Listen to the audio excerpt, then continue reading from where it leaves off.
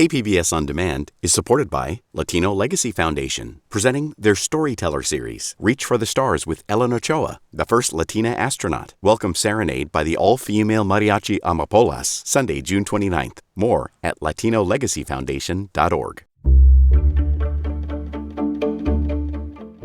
Good morning. I'm Matt Hoffman in for Debbie Cruz. It's Friday, September 29th. How WIC could be impacted if there's a federal government shutdown. More on that next, but first, let's get to the headlines.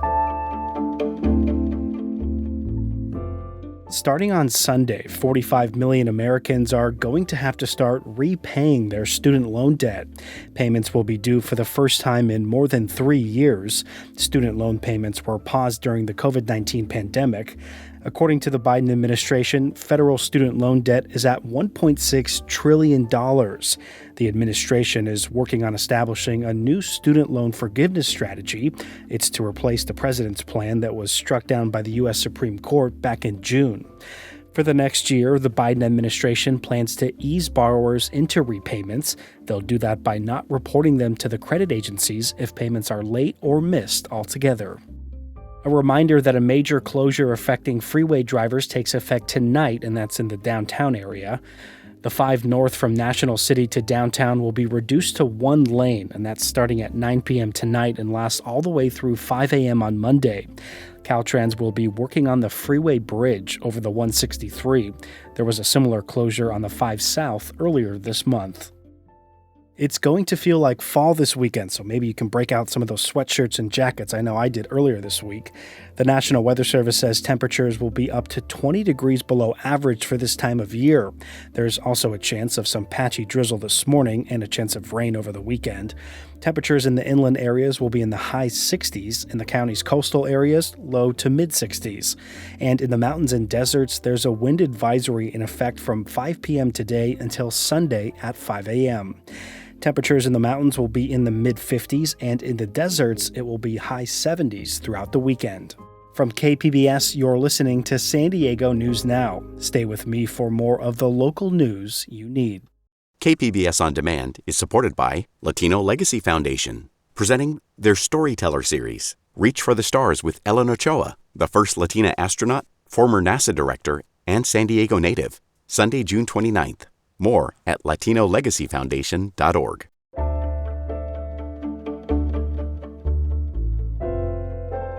Congress has until the end of the week to pass funding legislation for the next fiscal year. If that doesn't happen, parts of the federal government will shut down on Sunday, the 1st of October. Reporter Melissa May tells us about one program that helps mothers and young children that could be impacted. The Special Supplemental Nutrition Program for Women, Infants, and Children, better known as WIC, helps nearly 7 million women and children across the country, including over 970,000 just in California. The White House has been warning that if there's a shutdown, recipients will start being turned away at grocery store counters. But here in California, Sarah Diaz with the California WIC Association says WIC recipients won't face an immediate crisis. California expects to have funding through November 20th. So I want to encourage people to keep going to their WIC appointments. Even if we have a government shutdown, keep going to your WIC appointments because California WIC will not be shutting down immediately. If there is a shutdown and if it goes beyond November 20th, the San Diego Food Bank says it's ready to step in and help. Melissa May, KPBS News. 500,000 California fast food workers are set to receive a higher minimum wage and a seat at the table. Reporter Katie Hyson explains. Sergio Valderrama Lopez says he's worked at a San Diego McDonald's for 12 years. He speaks to me from his car in LA where he's attending a bill signing by the governor that will raise his hourly wage from $16.50 to $20 starting April 1st. So I'm actually very anxious and excited today. He says he spent the last year fighting alongside other workers for the increase. California fast food workers are paid less than comparable service workers. Most are women of color. I asked Lopez what he'll do with the increase. Saving a little bit if I can. But if not, it's going to help me a lot, relieve all the stress. The bill also establishes a statewide fast food council to develop minimum standards for workers. Top of Lopez's wish list, better health insurance, and better workplace treatment. Katie Hyson, KPBS News.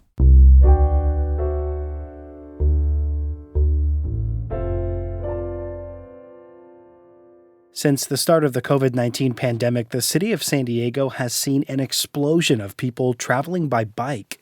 Metro reporter Andrew Bowen has more on the local findings of a new nationwide study.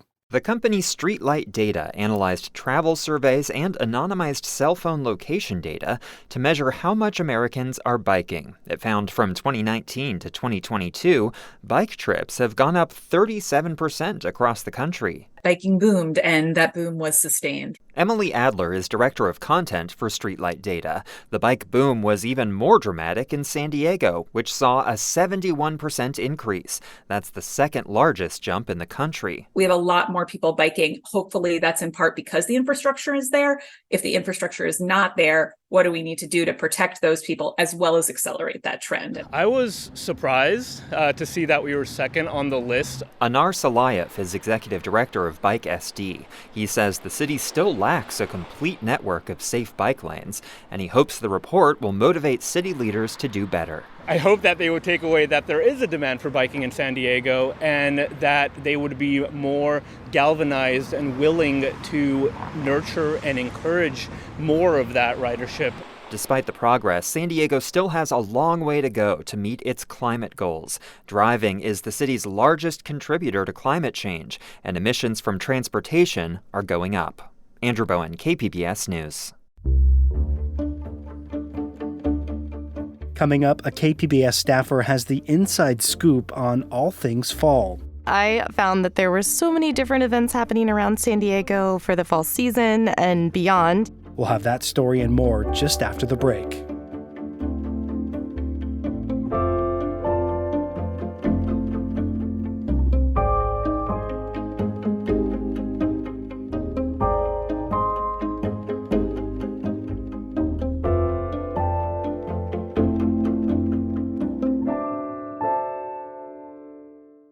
KPBS On Demand is supported by UC San Diego's Art Power, presenting cellist Joshua Roman, performing from his album Immunity, alongside music by J.S. Bach and more, Sunday, June 22nd at UC San Diego's Epstein Family Amphitheater. Reserve your tickets at artpower.ucsd.edu.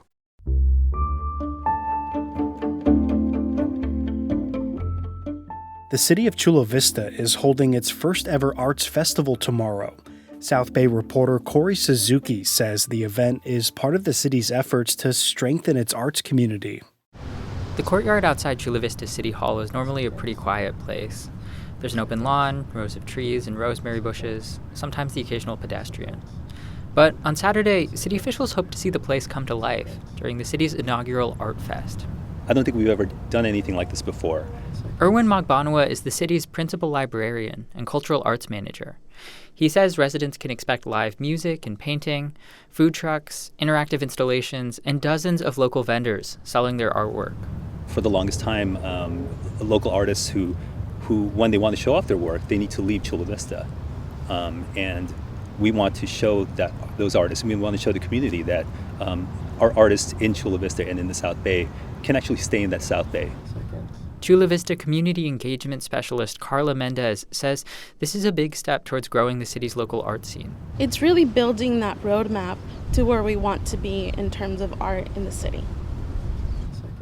For organizers, this event is also about building a new place to showcase the talent and creativity of the artist communities in Chula Vista and the South Bay.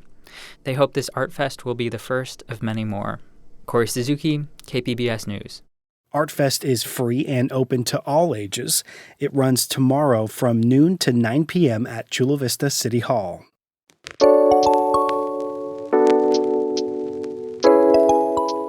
It's that time of year when we can dig out some cozy attire, drink some pumpkin spice lattes, and even carve some pumpkins.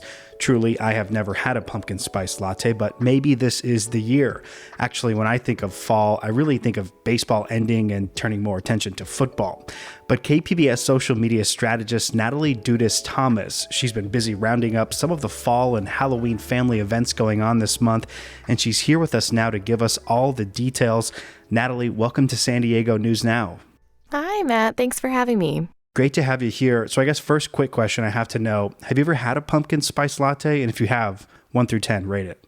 Oh, good question. I actually worked through Starbucks in college, so I had maybe too many pumpkin spice lattes, I would say. So rating that is a little hard. Maybe a 5. 5. Okay. All right. That's not really giving me inspiration to go try one. But okay, let's get to the listing of events here. What was your inspiration for this? How did you come up with this? Yeah, so this year, KPBS launched our Parents Hub, which we use. It serves as a resource for families in San Diego County, and we've been working on a variety of stories for it that directly affect families. So it could be news and updates about the childcare crisis in the area to local events or places that families can explore in San Diego with their kids. So this kind of seemed like a natural transition for that. And also, as a parent of 2 little ones, I found that there were so many different events happening around San Diego for the fall season and beyond. This is kind of the start of all the events that are going to start happening for all the holidays. So I found myself wishing for this kind of one-stop shop place for the top events that I wouldn't want to miss. And what I really like about this list that we created is that it features something for everybody. So from babies to teens to adults, it's going to have something on there that everyone's going to enjoy. And so I know you mentioned that you are actually a parent there. What events on the list stand out to you or ones that you might be looking forward to going to? There's always the tried and true pumpkin patches and apple picking, which I'm always a fan of. What I do like on the list, though, is that it rounds up some of the more unique events that are out there that you may not know of. For example, there's the Pumpkin Express at the Pacific Southwest Railway Museum for the train enthusiast in your life. I'm looking at all those 3-year-olds out there. And the San Diego Public Library is hosting a dog costume contest. So there's something in there for everybody. Dog costume contest. I know all the dogs that I've had, I don't think I could ever get them to wear a costume, or at least one that would stay intact without being chewed up. But I also know this time of year in fall, there's a lot of festivals that are happening. Which ones are going on? Yeah, there's a ton happening. There's several Oktoberfests happening, which obviously happen every year. We have this year everywhere from La Mesa to North Park to Ocean Beach. And most of those have a family-friendly aspect to them, while also being fun for the adults. And then another unique kind of festival event that's happening is the Helen Woodward Animal Center is putting on a harvest festival. They're going to have animal encounters, trick-or-treating. And we know that up in North County and Oceanside, they have their Dia de los Muertos festival. What can you tell us about what's going on there? This is their 22nd year, I think, putting on that festival, and it seems like it's going to be a hit just like the past years. They have a lowrider show, dozens of altars or ofrendas that they present there that celebrate the lives of loved ones who have passed. And even better is anyone from the public can sign up to build an altar or an ofrenda at the event, which is a great opportunity for people in the community to participate. All right, now let's talk about where people can get those big orange things, pumpkins. I know I'm not a big pumpkin carver, but I've done it a few times, and I like to think I have some pretty mad pumpkin carving skills. But with that in mind, where can people pick up some pumpkins? So a lot of the festivals we just highlighted are offering pumpkin patches. There's the local favorites like farms. There's the Oma's Family Farm in Lakeside, the Bates Nut Farm in Valley Center. And then a favorite one that I like is the Bonita Pumpkin Farm, because I don't know about anyone else's kids, but my kids like lots of different activities. And this one has the pumpkin patch in addition to a corn maze and hay rides and a sunflower field, which is kind of cool. We've kind of been talking about family-friendly events, but you also have some recommendations for adults who want to celebrate the fall season. I heard Oktoberfest. What else you got? So when I was trying to round up all these events, there was one that caught my eye. It's called Fright for the Future, and it's happening in Balboa Park. Basically, they bill it as a haunted maze of quote-unquote true terrors, bringing scary issues like climate change, pollution, and animal rights to light. So if you're hoping for a little more existential dread this holiday season, then that event might be for you. If you're wanting more of a traditional scary encounter, if you will, then the Haunted Trail, which is on the other side of Balboa Park, might be for you. They have 2 different types of scary treats happening: a 3,500 square foot maze and then a mile-long terrifying outdoor trail. And that one's pretty fun. I will say, though, that event is definitely not recommended for kids under at least age 10.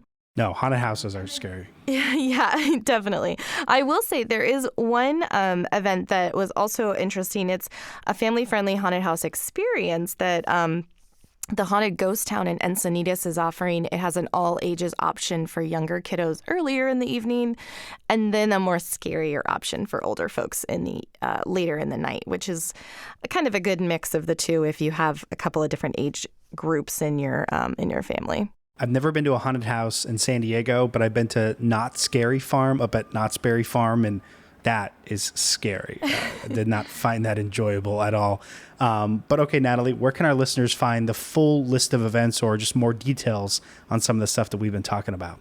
Yeah, this full list of events that we've rounded up is on our Parents Hub at kpbs.org/parents. And then you can always check out our events calendar just at kpbs.org/events. And that has everything for Halloween and fall. And then, like I said, all the upcoming holidays as well. Well, there's plenty of ideas out there, so something for everyone here. Natalie, it's been great having you here on the San Diego News Now podcast. Thanks so much. Thank you. Before you go, if you're a coffee lover, today is your day. It's National Coffee Day, and as you might have heard in that previous segment, I'm not a coffee guy. You can celebrate, though, with a free cup of Joe at some coffee shops. Krispy Kreme, for instance, is giving its customers a free medium coffee, and that can be hot or iced, and you can even get an espresso-based drink if that's your fancy. And over at Dunkin', which I think is short for Dunkin' Donuts, if you're a rewards member, you can get a free medium iced coffee or a hot coffee with any purchase. According to the National Coffee Association, 63% of Americans drink coffee daily. I guess I'm happy to be in the minority there. That's it for the podcast today. The podcast is produced by KPBS's Emlyn Mohebi and edited by KPBS senior producer Brooke Ruth. We'd also like to thank editor Nick McVicker for helping the podcast team this week. You can always find more San Diego news online at kpbs.org. Join us again on Monday to start the week off with the top stories of the day. Plus, we'll hear a story about local research that's aiming to turn plants into carbon super scrubbers. I'm Matt Hoffman. Thanks for listening and have a great weekend.